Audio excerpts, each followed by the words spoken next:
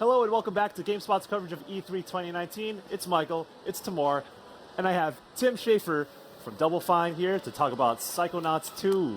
Hey, Hey, how you thanks doing? for having me. It's great to be Pleasure. here. Yeah. And I love your set, by the way. Oh, Thank you This is so so far much. my favorite game that I've seen here is your set. Oh, It's a man. British artist who's great. These weird doodles. Yeah, so there's a dabbing astronaut somewhere around. Yeah, I was really pissed about that, yeah, though. he's real I was good. not feeling that. No more apologize in advance for my voice. It's like near the end of E3 and my Yeah. voice a little scratchy. It's all good. And I got a hamburger. Psychonauts 2. You finally got to show it off. Yeah. How does it feel to finally show Psychonauts 2 in action? It's really exciting. We've been working on it for almost 3 years, and the team put a lot of love into this demo that we have over in South Hall, and we got to show it last night with Jack Black on the stream, and it's just really happy how it's come together. And it's been so long since we made the first game. It's just amazing to me that the actors came back together, and it just sounds like a Psychonauts game, and it feels like one. So it's really exciting. Yeah, to see, you said that it's been so long since Psychonauts 1. Obviously, you had Rhombus of Ruin in between to kind of carry on that legacy for a little while. Yep. But, like, since Psychonauts 1 was such a long time ago, how do you bring that into a modern sense, like mechanically, visually, and story-wise? Yeah, I mean, a lot of it is about fidelity more than anything else. You know, back then we were really learning what we were doing, and so increasing the visual fidelity, you know, the performance of it. And I think the things we wanted to improve the most were combat and, you know, camera and things like that are maybe a little more technical, because I think the heart and soul of the game is in some ways kind of timeless because it's very story focused and it's like an emotional journey as well as a platforming game. And so that part is really stays intact, you know? Right. So one of my favorite sections from the old game is the Milkman section. I think it was I am the milkman. My milk is delicious. That is delicious. Yes. So will we be seeing kind of that kind of characters that people have grown to love come back? Or obviously this is a game where literally the imagination is kind of, you're playing with that. How do you balance bringing back, we need to kind of remind people what they loved about Psychonauts versus going all the way and being like, no, we're just going to do new weird now? Yeah. I mean, it only takes place 3 days after the first game. Okay. So a lot of people are just like, you'll see Raz here, who looks a little weird because he's not wearing his helmet.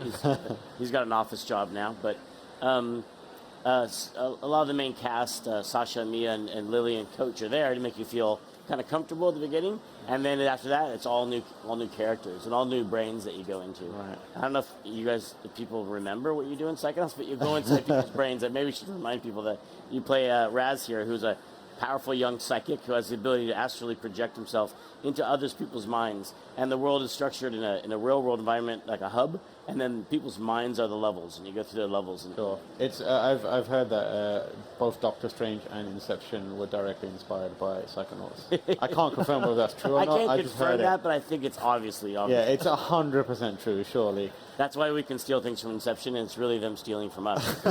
We have the opening here is you set up a little fake office space inside Dr. Lobato's mind to trick him into thinking that he won Employee of the Year and need to get a permission slip signed by his boss, because you're trying to find out who hired him to kidnap Truman Zanato.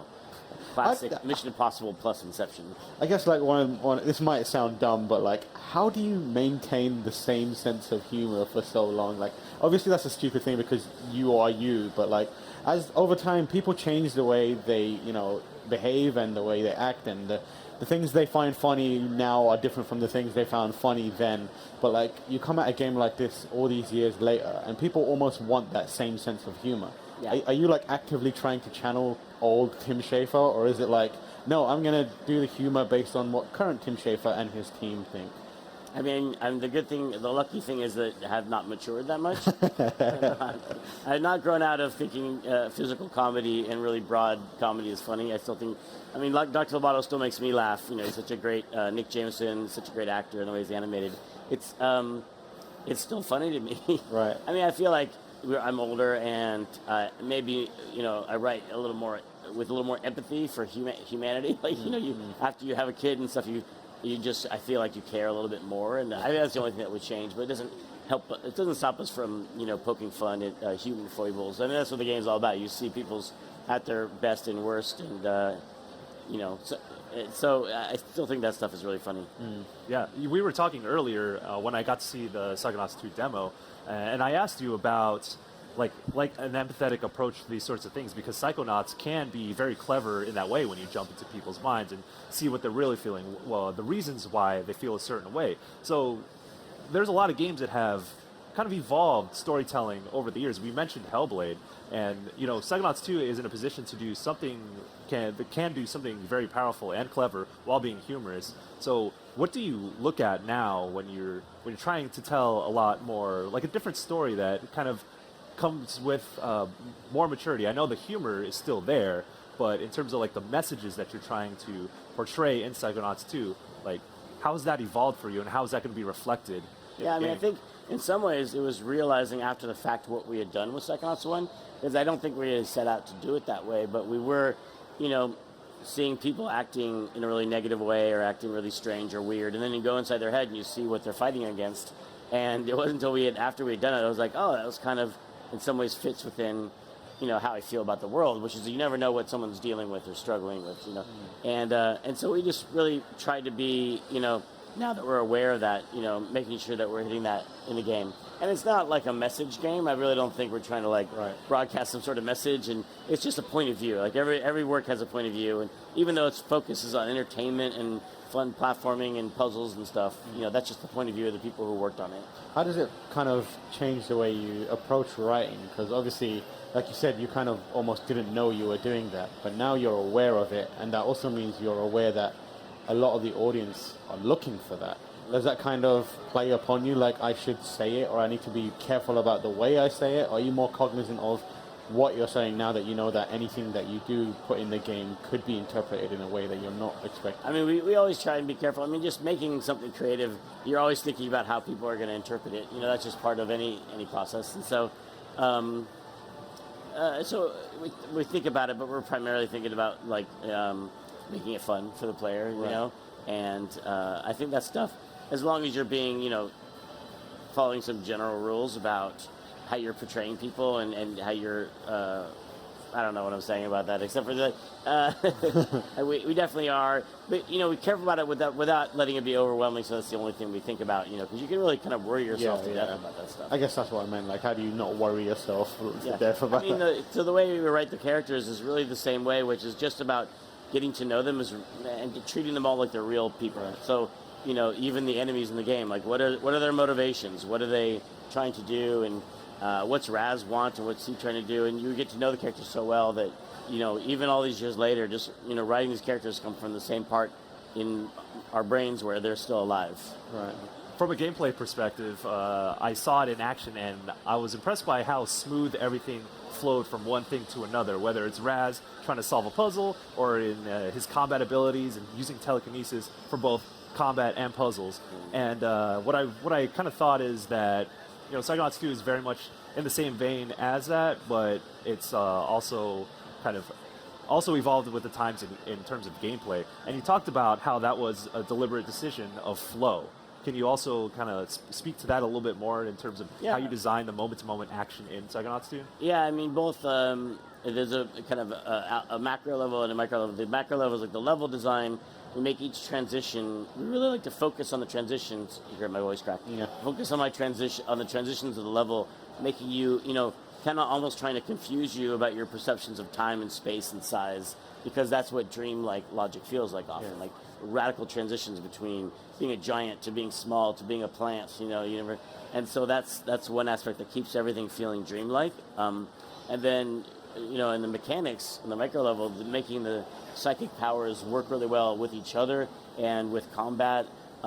Thinking through, like you'll see that pyrokinesis, the ability to start fires, is now an area effect, so that is very different than Psyblast, which is like a targeted range thing. And so you really are choosing between which way you're going to fight.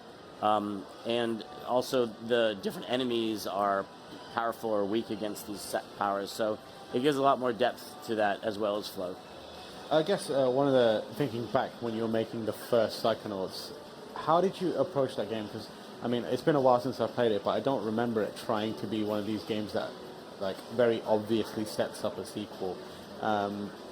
And now, how was it kind of like seeing the outcry for a sequel? And now that you're making this, are you thinking about, oh, I should probably, there's a thirst for it, maybe I should try and work out a way of creating almost like an extended fiction that we could come back to later on?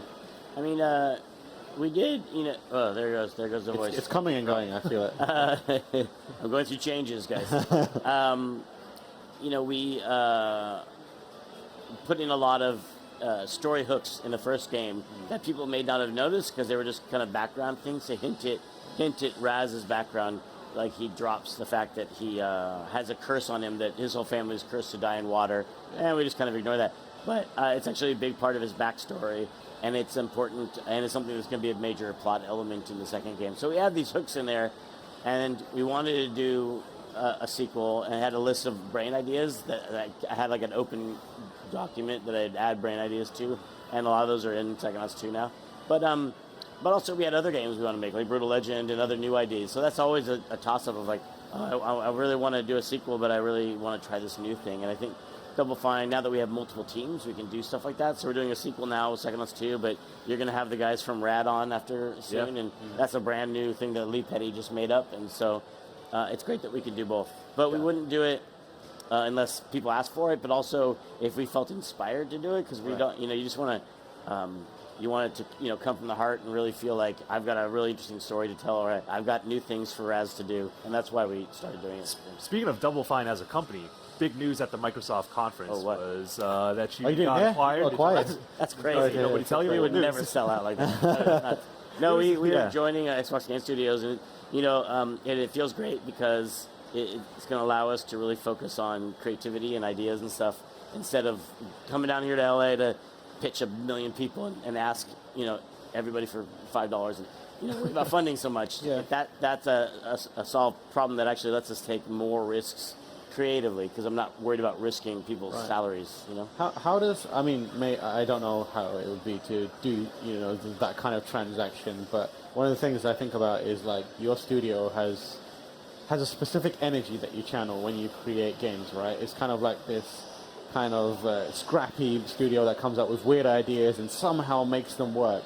But now that you have kind of Microsoft taking care of you in some regards, was there ever did you consider, or did you worry about, or did you go through the thought process of how that might change the energy of the studio? Because obviously the games that you make are also partly informed by the limitations you have. So is that something that you consider? Will we be different? It's like we're thinking about someone who goes through a rapid weight loss change or something like that, and they're like, am I less funny now? Because I've looked good, or did you have that kind of moment? Are we losing our dark edge? Exactly. I don't think, I think Double Fine does have a very special spirit to it, but I don't think it comes from the fear of losing your job. I think it comes from just creative people who love working together and love chasing down strange ideas. And I think it just takes a little piece of their mental pie graph of what they think about, and it takes away the money worry and just lets them think more about creativity or, their pets. Cats. All right. Well, thank you so much for joining us, Tim. Thank you for having me. Always appreciate being able to talk to you, whether it's at GDC or E3 here. Thank you for your time. I know your voice is giving out, so I won't put you through anymore. And that's the last word I can say. All right, there you have it. Tim Schafer from Double Fine showing Psychonauts 2 here at E3 2019. Don't go anywhere, because we have Lee Petty from Double Fine. Again, we got Rad coming up next.